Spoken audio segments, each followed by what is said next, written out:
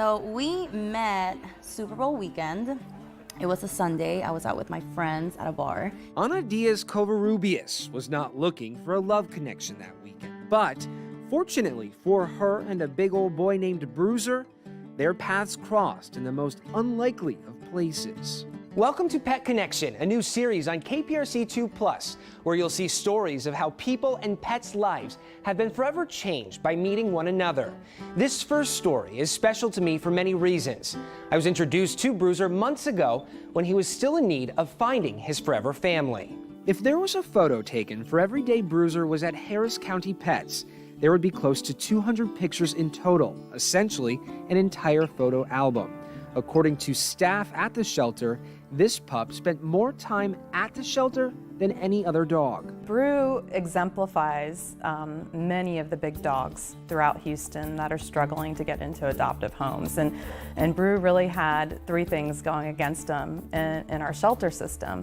1, Brew is big. We know in Texas, dogs larger than 40 pounds tend to stay in the shelter system longer. 2, Brew is heartworm positive. Although the condition is treatable and preventable, that status intimidates people from adopting pets that are positive. 3, like many dogs, Brew did not show well at the shelter, an environment that can be loud and stressful on animals. People often think of animal rescue, animal advocacy being all about the animal, but really it's a people business too. And like I said, you know, we're here to set both ends of the leash up for success. Carrie McKeel is Texas's communications strategist for Best Friends Animal Society. The organization's mission is to end the killing of shelter pets by 2025. Bruiser found himself at risk for euthanasia because he kept getting overlooked at the shelter. I had the pleasure of meeting Bruiser less than a month after arriving at KPRC at an adoption event hosted by Best Friends Animal Society. We took this picture together. Sadly, Bruiser did not find his forever family at that event. Days turned into weeks. Weeks turned into months. Then Super Bowl weekend rolled around. I was out with my friends at a bar. That's when Ana Diaz Covarrubias spotted Bruiser near a bench with a couple. I was like, hi, can I pet him? And I saw his bandana, and he had a best friend's bandana. And I was like, oh, is this y'all's dog? And they said that it wasn't, that he was trying to find his forever home. Was it love at first sight? He was still so soulful. I just loved his eyes. And we talked for a minute. I was going personally through some stuff, and I just felt like I needed a friend. And she offered to let me have him for 2 weeks and just have a little sleepover. That sleepover was all it took.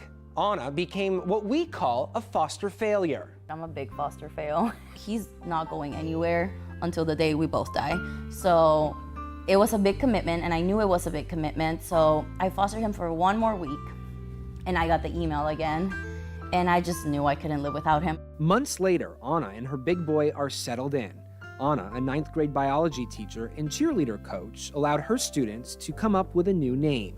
It was a whole diplomatic movement. Bruiser is now Brutus. What does Brutus mean to you?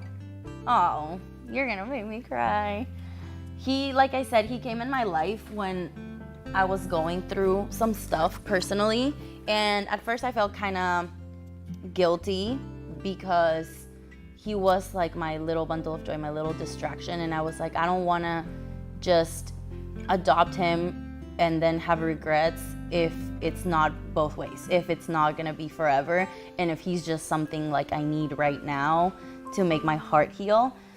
So that's why it took me a minute, because of the situation we were in, emotionally, I guess. Ana says she hopes Brutus does not remember his days in the shelter.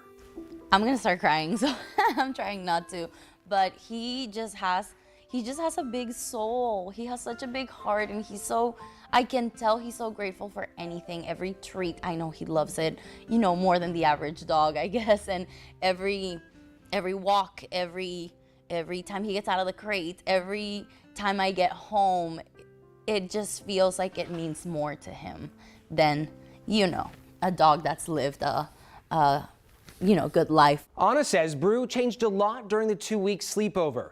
She noticed he really began to open up near the end of his stay. Her advice to anyone thinking about adopting: try fostering and be patient. Let us know. Are you looking to adopt? Email us at pets@kprc.com. You might be featured in a future Pet Connection episode. And we'd love to see your pictures of your adopted pets too. You can post those in the Pet Connection channel of clicktopins.com, which you can also access through Frank's free forecast app. Just search KPRC in your app store.